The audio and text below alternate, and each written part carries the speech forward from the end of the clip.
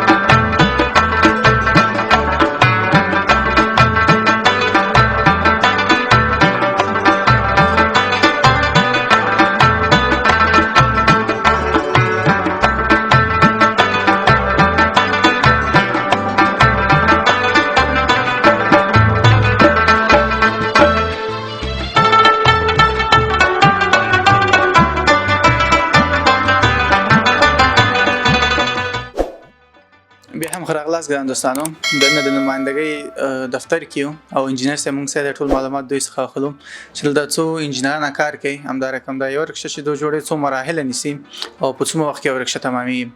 سلام خسته نباشید استاد. علیکم السلام، سلامت باشین، بخیر باشین. عبدالحد دانشور هستم، مدیر شرکت بجار. ماشاءالله بسیار خوب. استاد جان چی گپ است؟ خیرت است؟ خیر سلامت باشین. چطور میگذره هوا یخ؟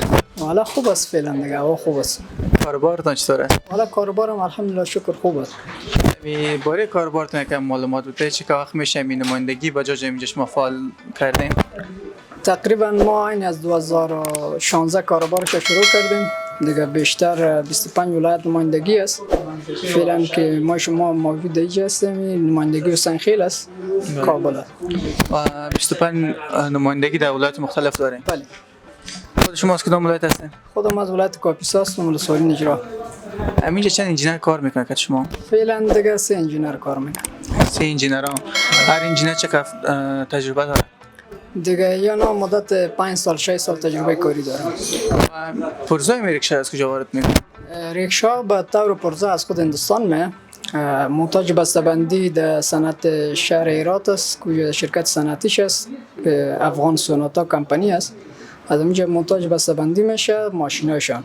انجین اینجا بسته میشه، باز اینجا دوباره اینجا می فقط اشترینگ و یگام چیزایی که باقی مونده اینجا باز اینجا بسته‌بندی میشه. اینجا یک رکشا که شما مکمل بسته‌بندی میکنین چند مرحله؟ فقط یک رکشا مدتش یک 2 ساعت وقت میگیره. 2 ساعت وقت میگیره. و این در چگونه با شما در کابلی را میارین؟ در طریق طیاره میارین یا در موتور کلان؟ از خود هندوستان از طریق کانتینر میره بندر عباس، یعنی از راه ایران میره هرات. از هرات باز اونجا گمرک میشه، مسئول میشه. یک بسته‌بندی مثلا انجین در شرکت صنعتی هرات در اونجا بسته‌بندی انجینا میشه، دوباره پس کانتینر میشه به کابل. چون پرسان کردم چون شاید اگر موتورهای کلان بیاد شاید یک کمی ضربه ببینه خراب شود دیگه. به شکل در کانتینر می یا بسته‌بندی و به سیستم کارتن است و چوکات فلزی هم دور برش چیز نصب است که به خاطر در موتوری طرفا نخورد داغمه چیز نشه. برای ماشینش معلومات بدین؟ ماشین از اینا 200 سی سی هستن و 2 پلک است بجاج. و با شما چند تمام میشه مکمل رکشا؟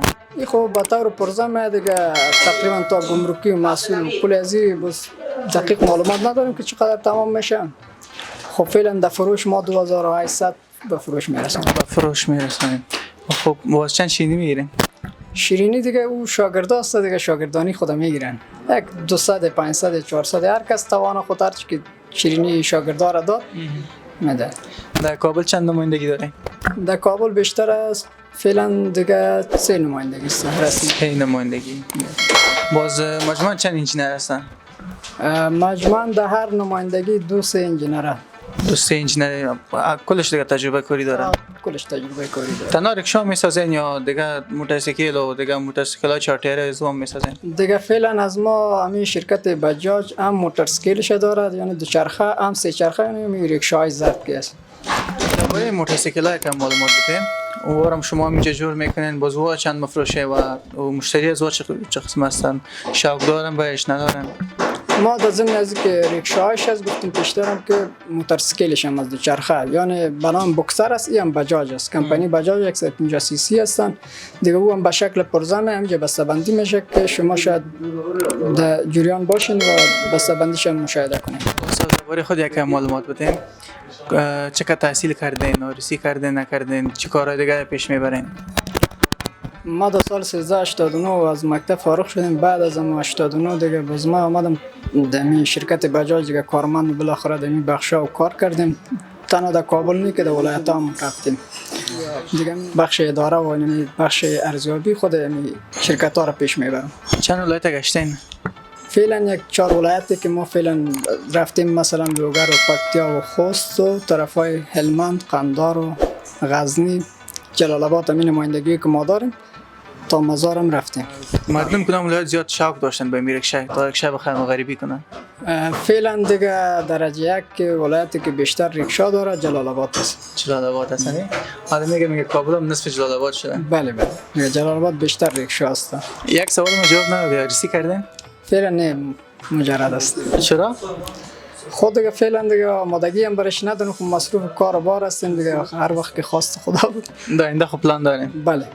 ما گفتم شاید یک 2 3 تا کرده باشین چون دیگه تجارت کلان پیش میبریم. نه خیر، هنوز آمادگی خاص نداریم، کارم میشه. تو فکر کردین که با خود یک رکشای جدا بسازیم تا 6 نفر 7 نفر فامیل جایشه؟ نه خیر، نه نمیشد؟ نه قسم باز. و فرمایشی هم میسازه؟ فرمایشی رکشا برای دیگه دیکور میکنن، دیگروشن میکنن، مشتری ها هستن دیگروشن چیزا تغییر میکنن. رکشا در چند رنگ میای پیش شما و کدام رنگ زیاد مردم خوش میکنه و کدام رنگ قیمت زیاد داره؟ فعلا 5 رنگ است دیگه. بیشترش همین زرد رنگ خیلی در ساحل جلال آباد و کابل همین رنگ زرد زیاد مردم خوش میکنه. اما ولایت های شمال یعنی پروان و مزار که از باز رنگای آبی، سرخ و سیاه سفید هم هست. هر ولایت رنگی خاص داره؟ بله، هر ولایت هر کس ذوق خود داره. ما در هرات دیده بودیم رکشا از او بیخی فرق داشتن، تو بوزش کلان بالا رفته بودن. او رکشاهای ساخت خود هم پاکستانی است و دیگه این رکشا که با هزار لحاظ هم مقبول است، هزار نگاه خوب دیکور شده. کدام مدل رکشا زیاد خوب است؟ والا بجاج از اول که از 2016 شروع شماش کردیم تا فی الحال که 2024 است، مدلش هم 24 است. خوب است. کدام تغییرات در ماشین در سیستمش نامد، فقط یکم دیکور و دیگروشنش فرق کرده. دیگه هزار لحاظ مقبول خوبه.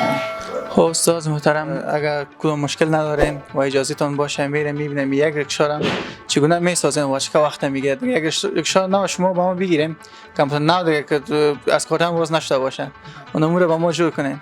درست است، هیچ مشکل نیست، میریم از نزدیک میبینیم.